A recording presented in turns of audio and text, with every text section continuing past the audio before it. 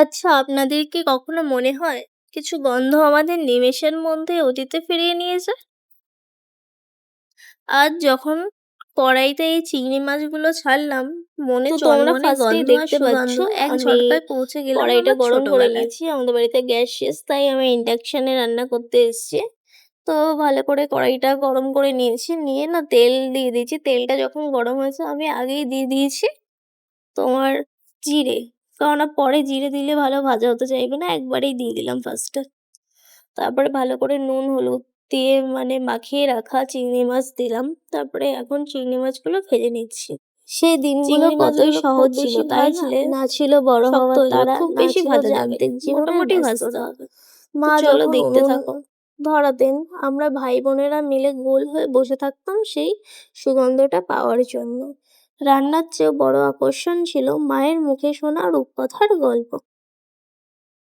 মা সবসময় বলতেন, শুধু মশলাপাতি দিয়ে রান্না হয় না রে, রান্না করতে গেলে ভালোবাসা লাগে। তখন অতটা বুঝতাম না, মনে হতো নুন মিষ্টি ঠিক থাকলেই হলো।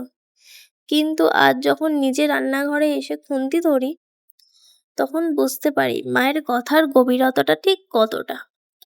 মা বলতেন, রান্নার আঁচ আর মনের রাগ দুটোই সবসময় নিয়ন্ত্রণে রাখতে তোমরা হয়। দেখতে পেলে আজ আমি ফার্স্টে চিংড়ি বেশি মাছগুলো হলে ভেজে খাবার নিয়েছি। পুড়ে যায়, ভেজে আর নেওয়ার রাগ পরে বেশি হলে ওখানে সম্পর্কের দিয়েছি স্বাদ তিতকুটে হয়ে অর্ধেকটা যায়। মতো পেঁয়াজ মায়ের বাটা, সেই তার ছোট মধ্যে ছোট এক টুকরো শিক্ষাগুলোই রসুন আজ দিয়ে জীবনের তেলের বড় ওপরে বড় দিলাম, বাঁকে দিয়ে আমায় ভালো করে পথ ভেজে নিয়েছি। দেখায়। তোমরা দেখতে পেয়েছো।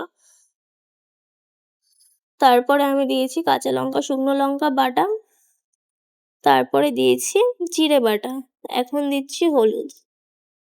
ব্যাস, হলুদটা যখন হয়ে যাবে আজ নুন, যখন আমি এই সর্ষে, রান্নাটা চিংড়ি মাছ করছি, এইসব প্রতিটা দিয়ে জল মুহূর্তে দিয়ে দেবো, মনে সেটা হচ্ছে তোমরা দেখতেই পাবে। আমার চলো, পাশেই যে দাঁড়িয়ে গল্পটা আছে মা, শুনছিলাম সেই গল্প বলছে হলুদটা কম হলো না তো, নুনটা বেশি দিয়ে দিস না। বড় হলে মনে পড়ে ছোটবেলাকার কথা,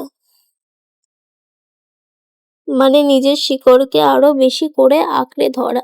আমি জানি আপনাদের প্রত্যেকের মনে কোনো স্মৃতি আছে যেটা একটা সাধারণ রান্নার পদের সাথে জড়িয়ে আছে। হতে পারে সেটা ঠাকুমার হাতের পায়েস কিংবা দিদিমার হাতের চচ্চড়ি। স্মৃতিগুলো এভাবেই বেঁচে থাক আমাদের হাঁড়িতে কড়াইতে আর আমাদের মনে। আজকে এই গল্পটা কেমন লাগলো জানাবেন কিন্তু। তবে আসি বললে কি আসা যায়? এখন আমার রান্নার কিছুটা প্রসেস বাকি আছে। তো তোমরা কে কোথার থেকে দেখছো অবশ্যই কমেন্ট করে জানাবে।